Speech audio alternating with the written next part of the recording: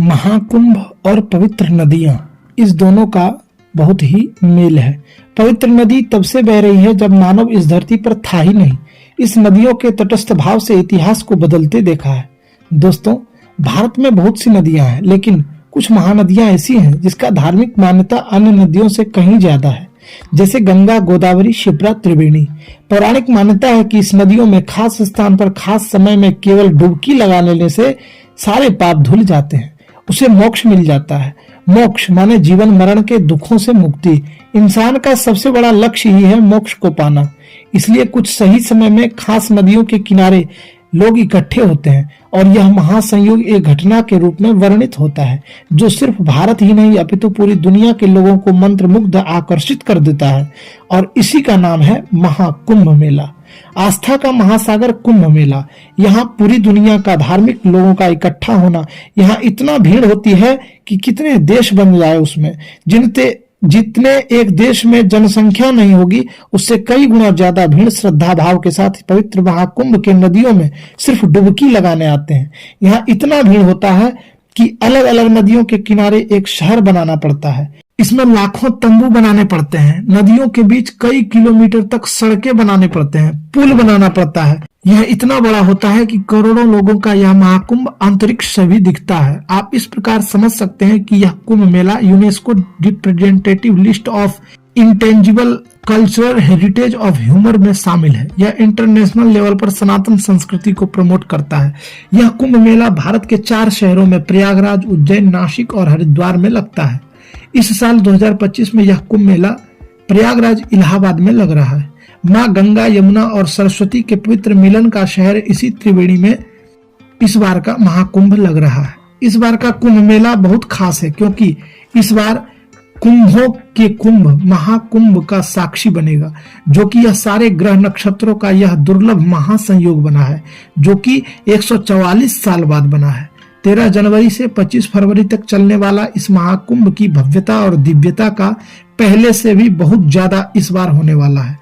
अनुमान है कि इस बार देश विदेश से 45 करोड़ से भी अधिक श्रद्धालु महाकुंभ में डुबकी लगाने आएंगे।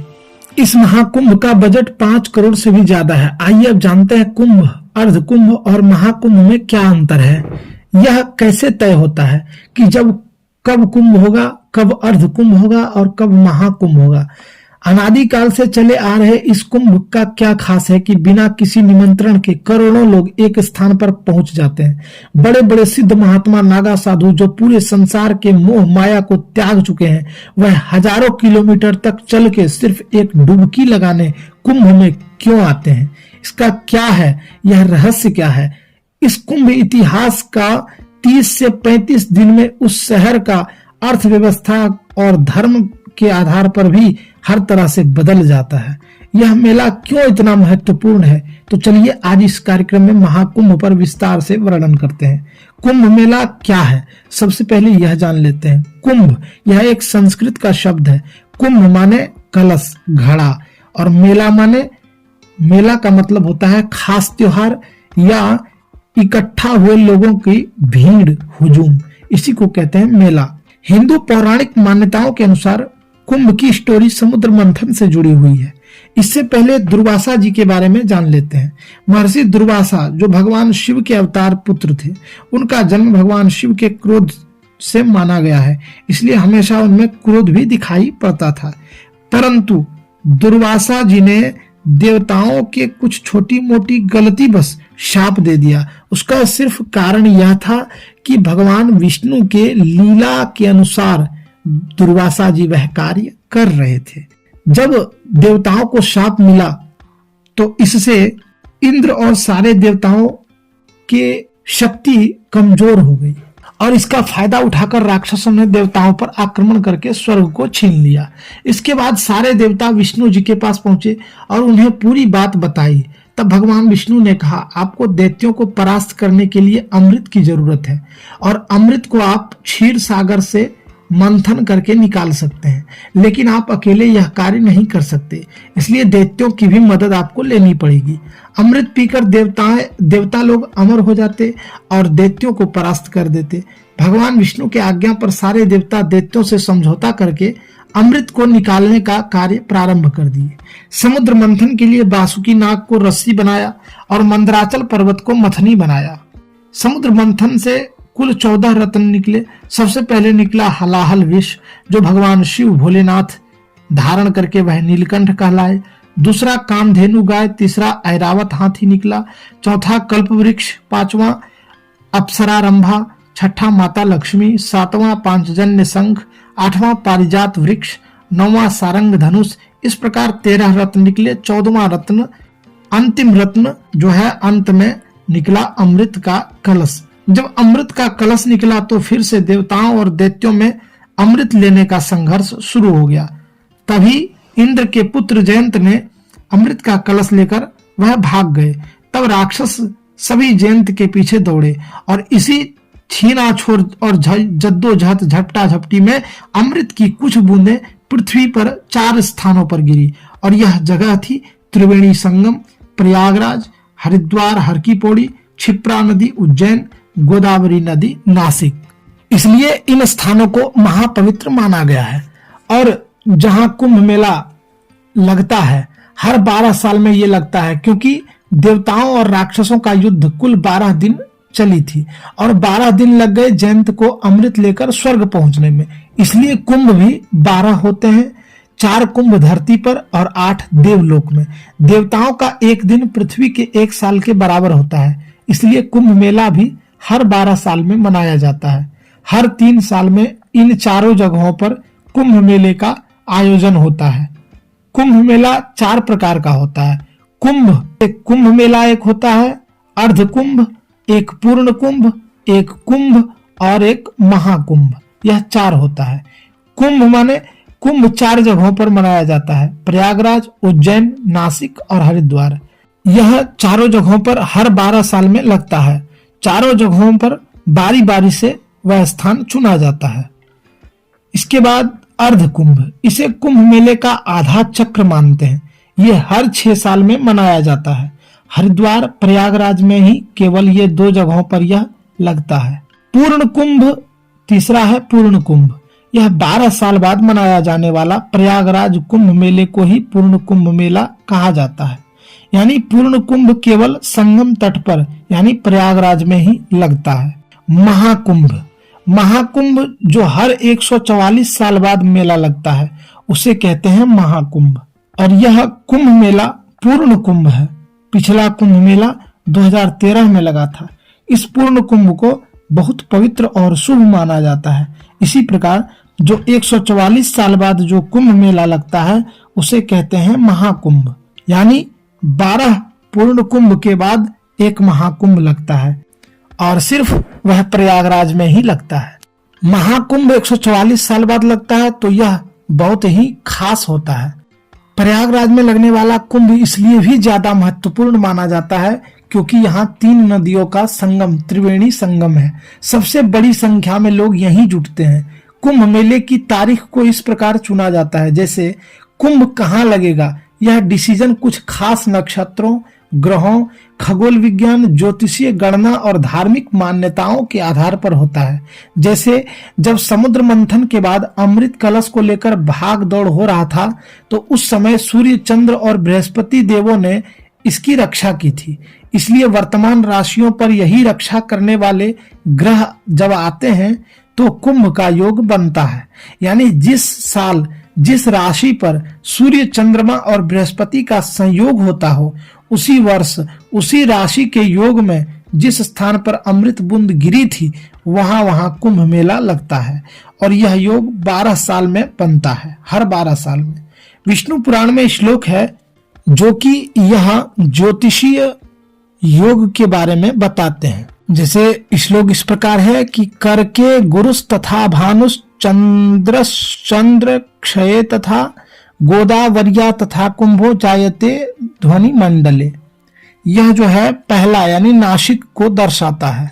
और यह इसका अर्थ इस प्रकार है कि सूर्य सिंह राशि और बृहस्पति सिंह या कर्क राशि में होती है तब कुंभ मेला नासिक में लगता है। और दूसरा है मेष राशि गते सूर्य सिंह राशिया बृहस्पति अवंतिकायाम भवे कुंभ सदा मुक्ति प्रदायकः। दूसरा जो है वह उज्जैन को दर्शाता है कि उज्जैन में जब कुंभ लगता है, जैसे मेष राशि में सूर्य का प्रवेश और सिंह राशि में बृहस्पति का प्रवेश होता है, तब अवंतिका यानी उज्जैन में कुंभ का आयोजन किया जाएगा यानी किया जाता है। तीसरा है मकरे च दीनानाथे वृष राशि स्थिते गुरौ प्रयागे कुंभ योगो वै माघ मासे विधुक्षय। तीसरा जो है वह प्रयागराज यानी यही इलाहाबाद यानी जो अभी कुंभ लग रहा है उसको दर्शाता है कि सूर्य और चंद्रमा मकर राशि में होते हैं और बृहस्पति वृषभ राशि में होता है, तब कुंभ मेला प्रयागराज में आयोजित होता है। और चौथा जो है वह हरिद्वार को दर्शाता है। पद्मिनी नायकम मेघे कुंभ राशि गते गुरौ गंगा द्वारे भवेद योगः कुंभ नामा तदोत्तनम। यानी कि सूर्य और मेष राशि और बृहस्पति कुंभ राशि में होता है तो कुंभ मेला हरिद्वार में आयोजित होता है। तो इस प्रकार ज्योतिषीय गणना के अनुसार हर स्थान पर हर बार जो है कुंभ मनाया जाता है। ज्योतिषीय मान्यता है कि ग्रहों का यह योग नदी के पानी के औषधीय के जैसा बना देता है, तभी इसमें नहाने से शरीर के साथ अंतरात्मा भी पवित्र हो जाता है। कुंभ का आध्यात्मिक महत्व है कि कुंभ के समय खास ग्रहों की स्थिति एकाग्रता और साधना के लिए सबसे अच्छा समय होता है। कुंभ मेला स्नान की शुरुआत शाही स्नान से होती है। इसमें विभिन्न संप्रदायों और 13 अखाड़ों के नागा साधु सिद्धगुरु नदी में नहाकर मेले को आरंभ करते हैं। यही शाही स्नान है। इन सभी को नहाने के बाद ही सारे भक्त नहाते हैं, पवित्र डुबकी लगाते हैं। महाकुंभ मेला आस्था, विश्वास, सनातन संस्कृति, प्राचीन परंपराओं को एक साथ जोड़ने वाली यह अद्भुत प्रारूप है। इसे सिर्फ धर्म के नजरिए से ना देखें, क्योंकि यहाँ भारत के ही नहीं अपितु विदेशों से भी लाखों लोग डुबकी लगाने आते हैं। कुंभ में भेदभाव नहीं होता है, चाहे वह कोई भी हो, किसी जाति से, किसी धर्म का हो, किसी जगह से हो, किसी वर्ग से हो, वह कुंभ में डुबकी लगाकर मोक्ष पाने के लिए ही आता है। कुंभ भारत के धर्म, संस्कृति और धर्मनिरपेक्ष को बढ़ावा देता है। यहाँ आने वाले सभी श्रद्धालु एक आशा और विश्वास के साथ आते हैं और वह मोक्ष की आशा है, वह है मोक्ष की आशा। यहाँ कुंभ मेला में डुबकी लगाने के साथ सभी बड़े बड़े संत महात्माओं का दर्शन, भक्ति, भजन, कथा श्रवण और साथ में भोजन करते हैं। यहाँ आस्था और ज्ञान प्रदान भी किए जाते हैं। यहाँ सभी साधु सन्यासी अपनी परंपरा, अपनी प्रकाश लोगों को, देश दुनिया को दिखाते हैं। कुंभ यह सभी को दिखाता है कि भारत बहुत से धर्म कल्चर को एक साथ प्रमोट करता है। इसी कारण भारत इंटरनेशनल लेवल पर, अंतर्राष्ट्रीय लेवल पर खास है। इसलिए कुंभ मेले को भारत का सनातन संस्कृति का एम्बेसडर भी कहा गया है। कुंभ में लाखों विदेशी श्रद्धालु आते हैं। ये सभी भारतीय संस्कृति, धर्म, परंपराओं को देखते हैं, जीते हैं और महसूस करते हैं। कुंभ भारत को बहुत आंतरिक और बाहरी भी पावर शक्ति देता है। कुंभ भारत को अंतर्राष्ट्रीय लेवल पर बहुत शक्तिशाली बनाता है। यह इस बात का भी कुंभ भारत और उससे भी ज्यादा उत्तर प्रदेश को आर्थिक दृष्टि से भी मजबूत करता है। 13 जनवरी से महाकुंभ की इकोनॉमी धार्मिक टूरिज्म को बूस्ट करता है। इस बार अंदाजा लगाया गया है कि 40 से 45 करोड़ लगभग तीर्थयात्री भक्त यहाँ आ सकते हैं। इसलिए इस बार कुंभ के लिए लगभग 4000 हेक्टेयर में टेम्पररी शहर बनाया जा रहा है।